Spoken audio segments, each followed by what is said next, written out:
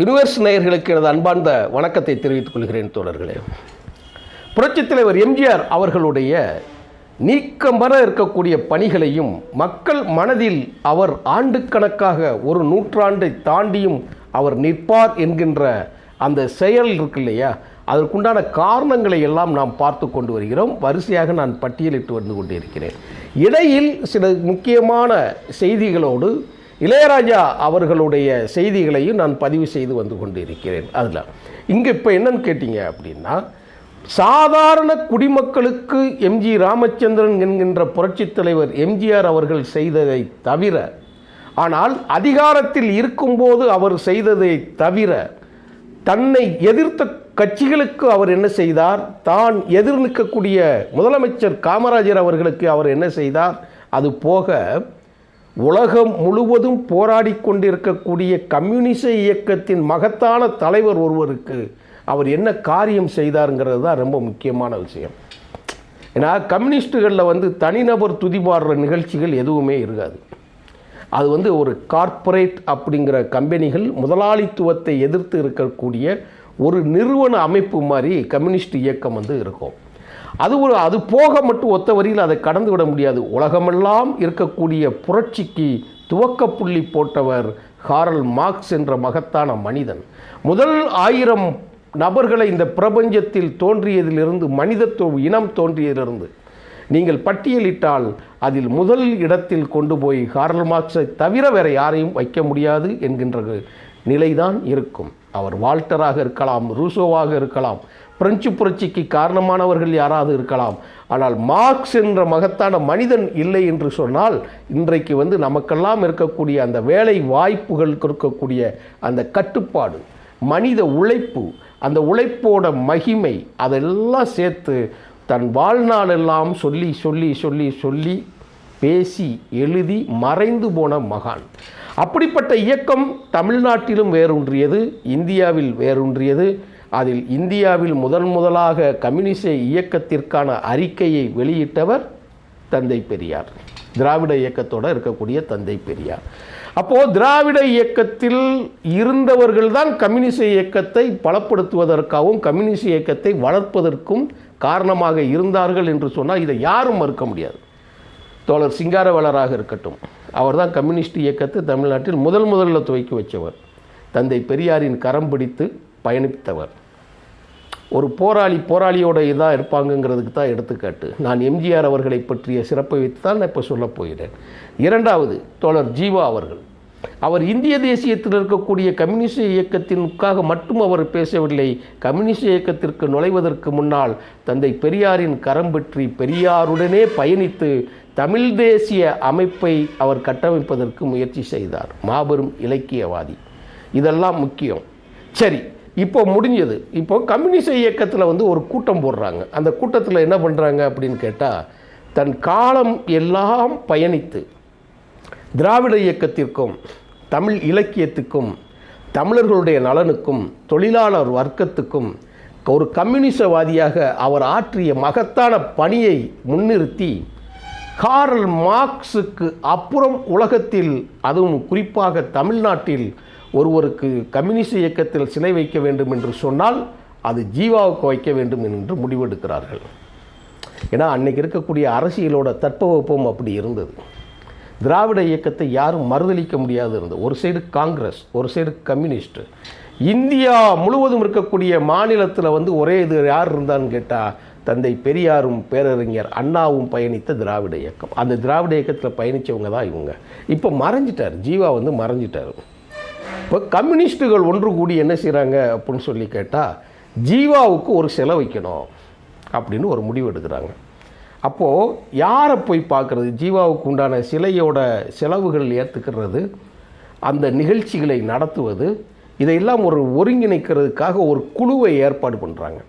அந்த குழுவை ஏற்பாடு பண்ணி தமிழ்நாட்டில் இருக்கக்கூடிய முக்கியமான தலைவர்கள், ஆளுமைகள், தொழில் அதிபர்கள் மற்றும் கொடையாளர்கள் இவங்களெல்லாம் போய் பார்த்து நிதி உதவி வாங்குவோன்னு சொல்லி முடிவெடுக்கிறாங்க. எதுக்கு? சிலை வைக்கிறதுக்கு. இப்போது அவங்க போயிட்டாங்க.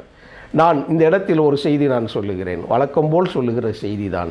இந்த யூனிவர்ஸ் மூலமாக நான் சொல்ல வருவது, அரசியல் தெரிந்த, அரசியலில் முதிர்வடைந்த இவங்களுக்கெல்லாம் இது பழைய செய்தியாக இருக்கலாம். ஆனால் ஒன்லைனில் இருக்கும்.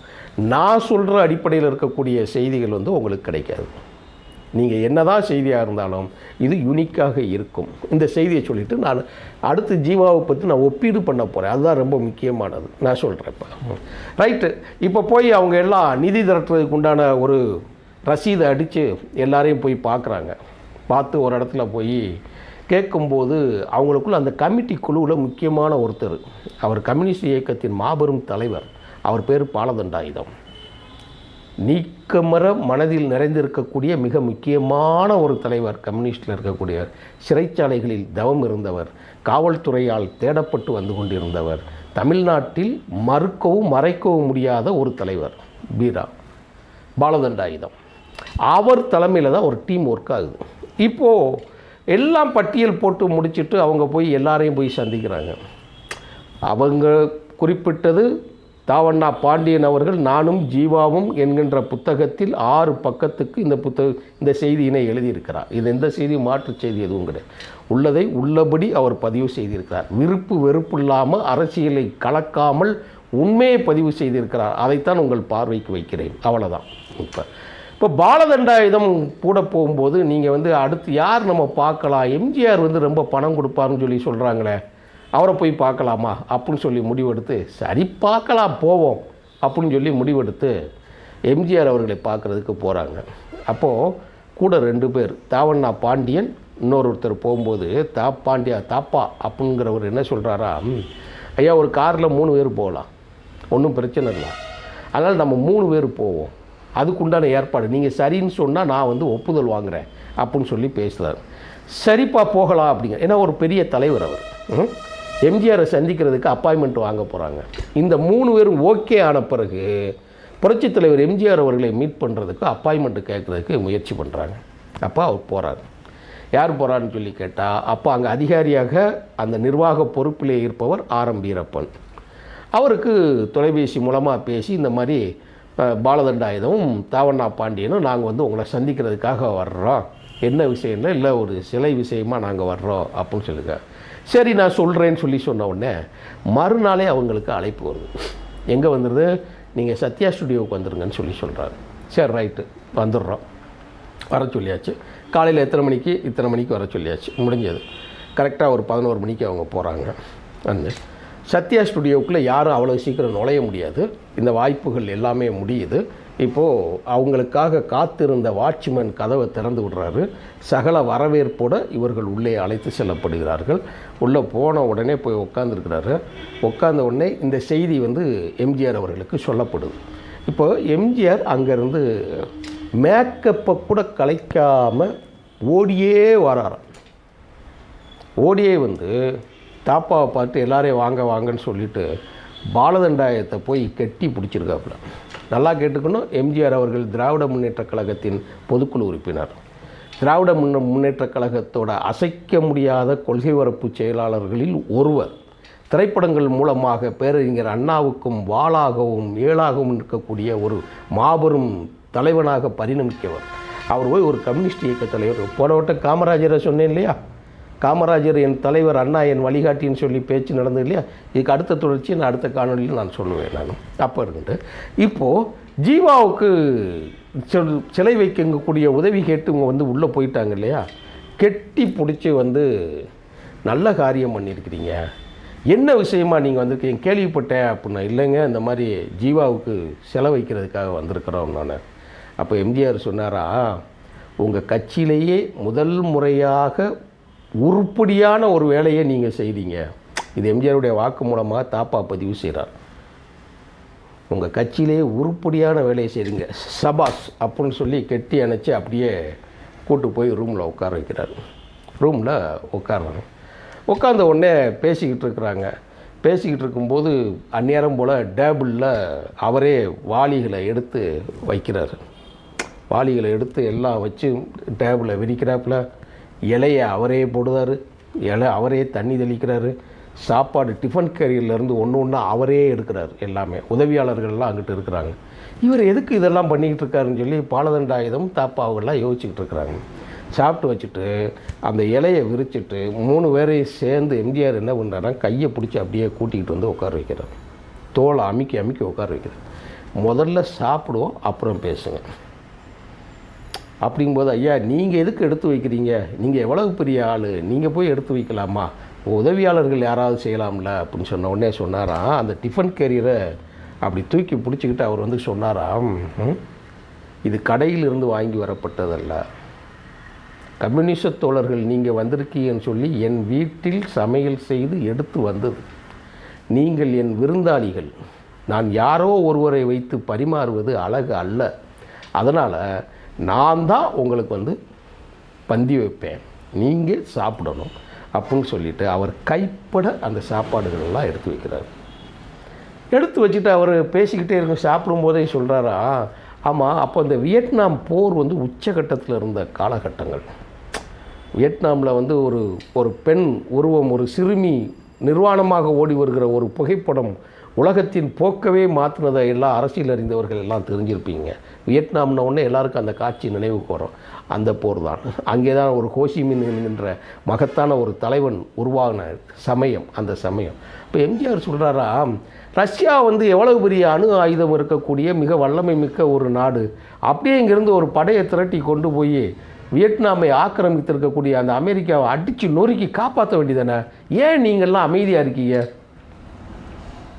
கேட்பது எம்ஜிஆர்.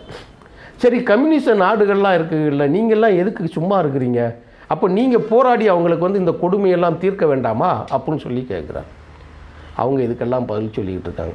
உலக பொருளாதாரங்கள் அத்தனையும் நீங்கள் பேசிக்கிட்டு இருக்கிறீங்க, அமெரிக்காவோட பட்ஜெட்டை பற்றியெல்லாம் நீங்கள் பேசிக்கிட்டு இருக்கிறீங்க, அங்கே கத்தி கதறிக்கிட்டு இருக்கிற வேலையை வந்து நீங்கள் செய்யலாமே, கியூபாவில் விடுதலை அடைஞ்சதுக்கு உண்டான வேலையை மாதிரி நீங்கள் இங்கேயும் செய்கிறதுக்கு ஏன் முன்னெடுக்கலை அப்படின்னு இவர் பேசிக்கிட்டே இருக்கிறாராம்.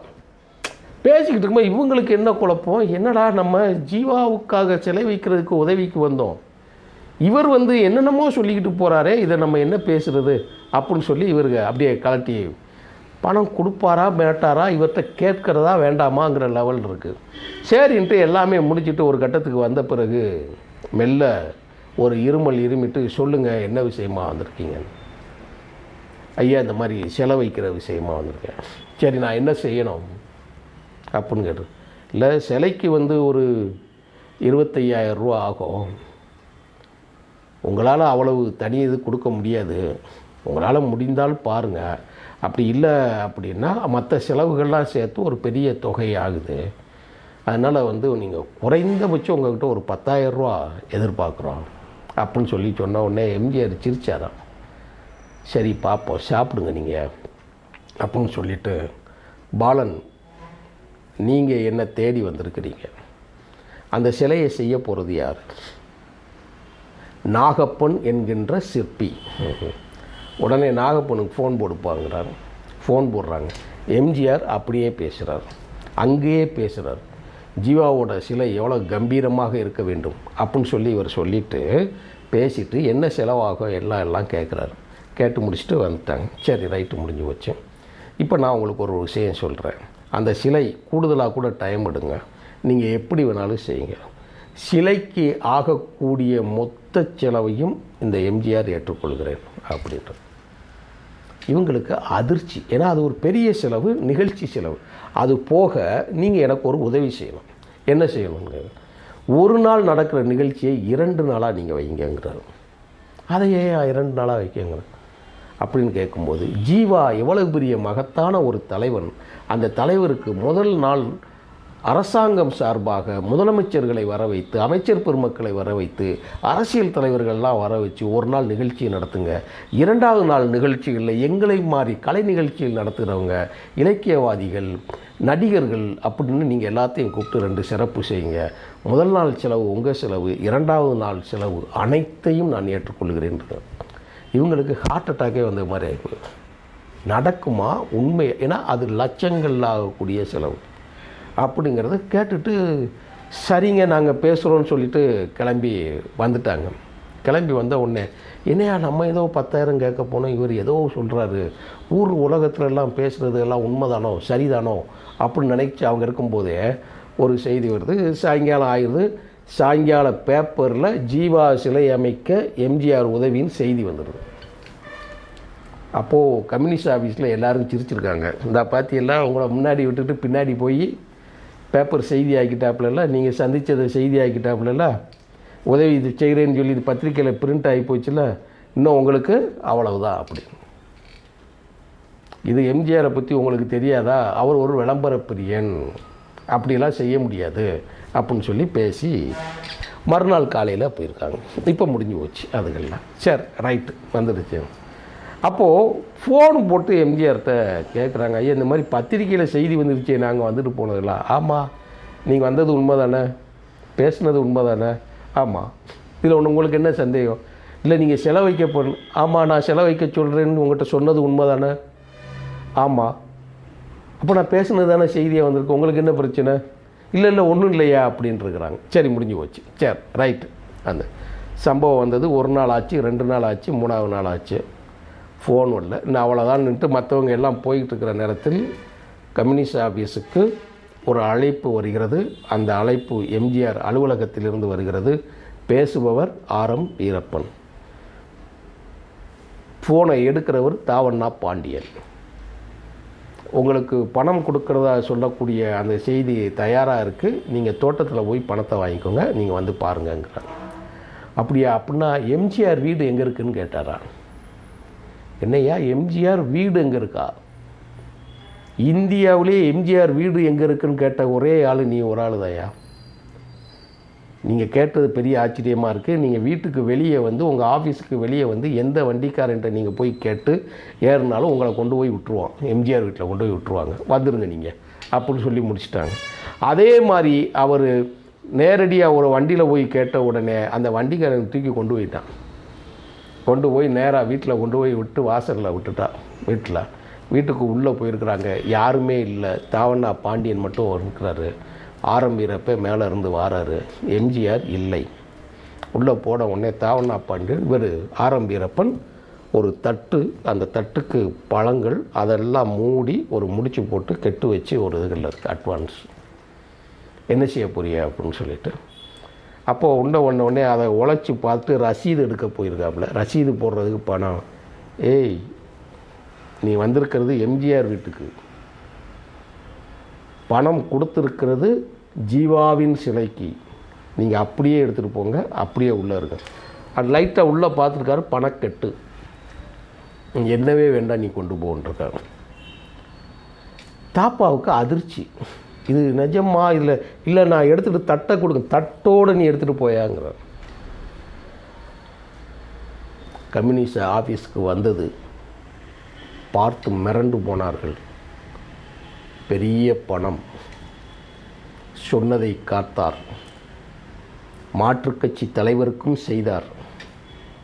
அந்த பால தண்டாயுதம் அவர்கள்தான் 1973 எம்ஜிஆர் திமுகவிலிருந்து நீக்கப்பட்ட பொழுது ஏந்தி அணைத்து கொண்டு போய் எம்ஜிஆரை பாதுகாத்த தலைவராக இருந்தார். எங்கேயோ செய்யக்கூடிய ஒரு உதவி ஏதோ ஒரு இடத்தில் போய் பெரும் பலனை அனுபவிக்கும் என்பதற்கு இதுதான் சாட்சி. இப்போ இதிலே இன்னொரு டைம் ஆகுது, இல்லைன்னா நான் இன்னொரு செய்தியை சொல்லலாம். ஒத்த வரியில் சொல்கிறேன், யார் அந்த ஜீவா, அது ரொம்ப முக்கியம் இல்லையா? எல்லாருக்கும் தெரிஞ்ச செய்தி தான். இதோட கனெக்ட் பண்ணி ஒரு நிமிஷம் செய்தியாக ஒன்று சொல்கிறேன். ஜீவா வாயில் சுத்தம் பட்டவன் மட்டுமல்ல, கையும் சுத்தமானவன், பெரும் புரட்சியாளன். ஜீவாவை பற்றி பேசணும் அப்படின்னா 10-100 காணொளிகள் பேசலாம். திராவிட இயக்கம் பாதுகாத்த தலைவன், இந்த நாட்டிற்காக காடு மலைகளில் ஓடி திரிந்த ஒரு தலைவன். அவனுக்கெல்லாம் இன்றைக்கி நினைவு இல்லம் நாகர்கோயிலில் இருக்கிறது. நான் போய் வணங்கிவிட்டு வந்திருக்கிறேன், பல முறை வணங்கிவிட்டு வந்திருக்கிறேன். அப்படிப்பட்ட ஜீவா அவர்கள் யாருன்னா, ஒரு செய்தி, அவர் மதுரை திருப்பூரில் வசூல் செய்துட்டு சென்னைக்கு போகக்கூடிய நேரம், ஒரு இடத்துல போனால் கையில் காசு இல்லை. அவர் போய் உட்காந்துருக்கிறாரு. அப்போ தோழர்கள்லாம் அவர்கள் சாப்பாடு வாங்கி நைட்டு லேட் ஆகிடுச்சு, ஏதாவது சாப்பிடணுமே அப்படின்னு சொல்லி இருக்கும்போது என்கிட்ட காசு இல்லைங்கிறாரு. தோழர்கள்லாம் வாங்கி கொடுக்காங்க, கிளம்பிட்டாங்க.